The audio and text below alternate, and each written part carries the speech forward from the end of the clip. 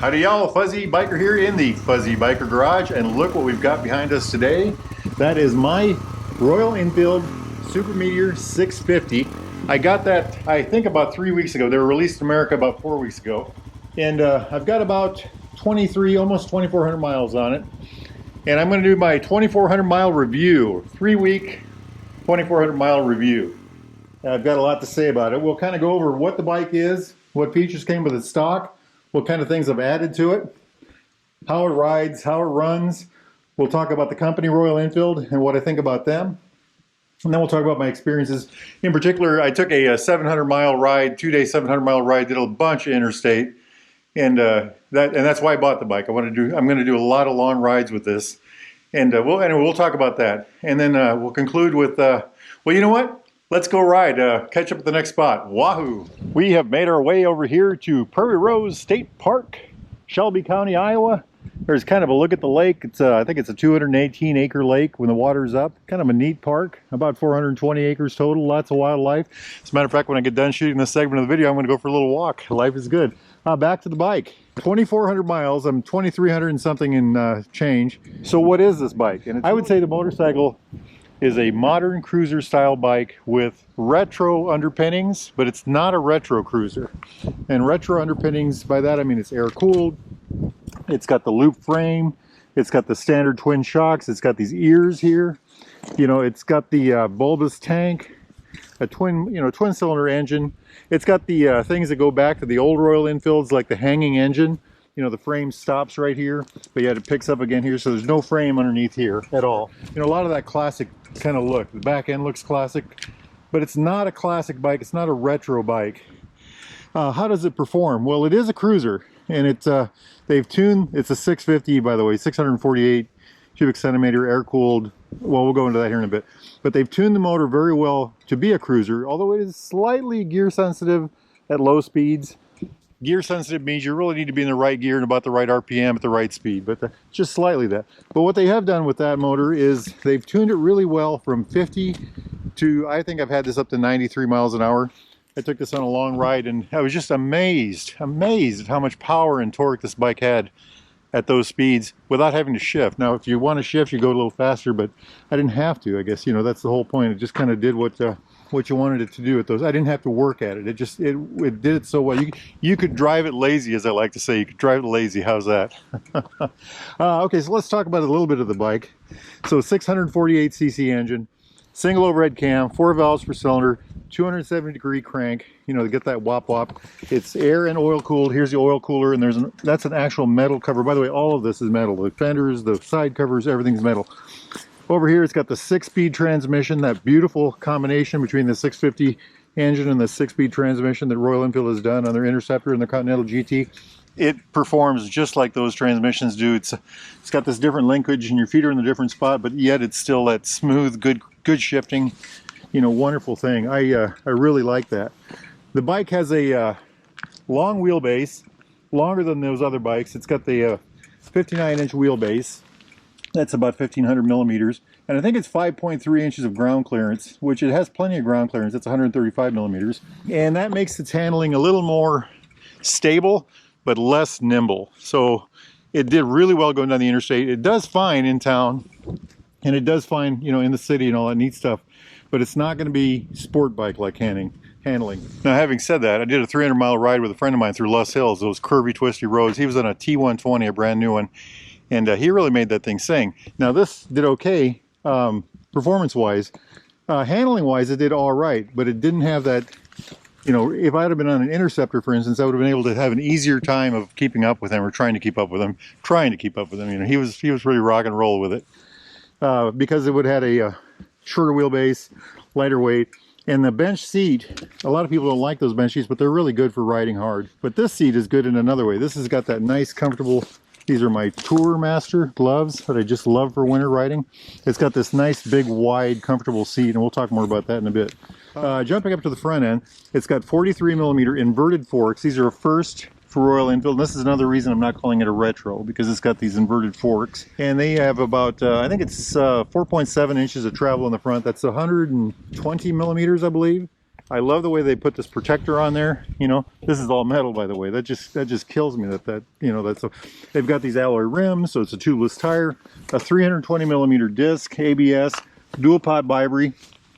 I mean, it's really got it going on there. And by the way, the brakes on this bike, there's been a lot of talk about that on the internet. You know, oh, the brakes. I think it's got great brakes. You know, we'll just jump to the back real quick. Got a 300 millimeter single disc on the back, 300 millimeter. That's very large for the rear. And you can't really see it. I guess maybe you can. It's got a twin pot Vibri caliper. Twin pot means there are two pistons. So the front tire on this bike is a 190/19. Jumping to the back, I believe it's a 150 width on a 16-inch rim. And by the way, 4 inches of travel for the twin shocks on the back. That's about 102 millimeters. And I'm going to just jump there real quick. When you get your Meteor, when you buy your Super Meteor, make sure they adjust the back shocks for you, because when I got this bike, the shocks are on the lowest setting, and it bottomed out, and you know, had a nice ride until you hit a bump, and then it was really jarring. Fuel tank on this is a 4.1 gallon. That's supposed to be 15.5 liters. Now, maybe you all saw the video where I ran out of gas. second ride on this bike, I ran out of gas. Fortunately, I ran out of gas at a gas station. Now, I put gas in it. It only took 3.9 gallons. So my experience is it's a 3.9 gallon tank. Royal Enfield claims it's a 4.1. And then wait for this hot rod, the big number, the number we all want to know about. 531 pounds wet. That's with a full tank of fuel. That's 241 kilograms. Is it heavy? It is back heavy. It is a heavier bike. I took this on the interstate here a couple days ago. We had 35 mile an hour gusty winds, and I got blown around, but you know what? I was happy I had that extra weight. And now jumping from weight to seat height. Seat height is 29.1 inches. That's 739 millimeters. It's a nice low seat, and that's something I'd like to talk about. So I've got a lot of miles on this, and it took me about 1,000 miles to get used to the seat, and that's something I hear a lot from people. Oh, the seat's comfortable. The seat's not comfortable. Blah blah blah. The only way you can tell if a seat's comfortable is by putting a lot of miles on it. Initially, the seat was not that comfortable. As a matter of fact, I had to learn how to use this seat. I was sitting traditionally, I like to sit towards the back. I had to learn to sit forward on here.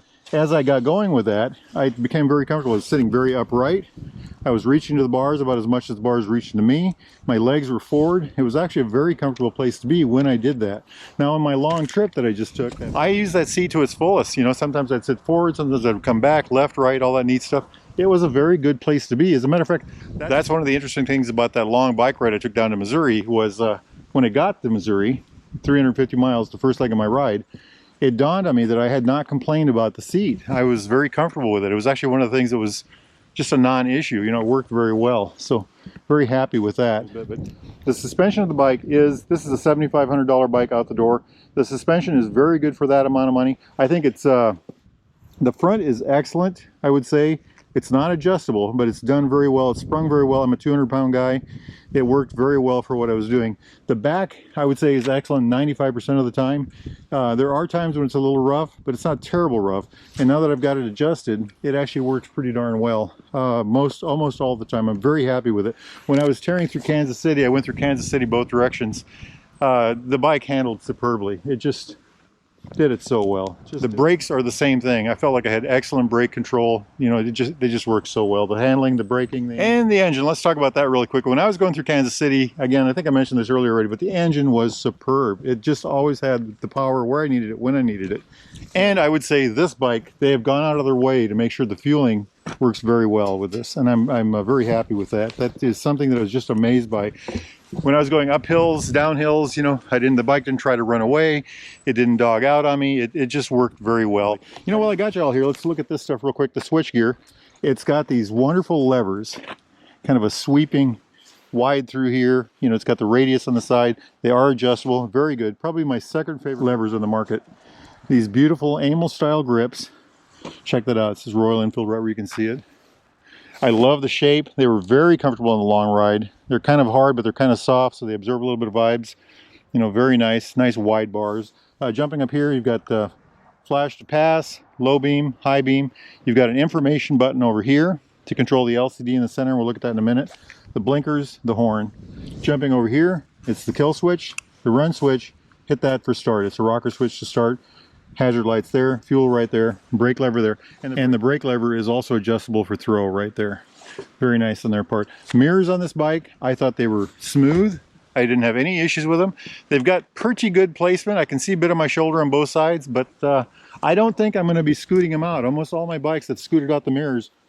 On this one, I don't think I'm going to be doing that. Jumping up here, we've got this wonderful Oculus, a little dirty because all my bikes are dirty. I always ride them, so.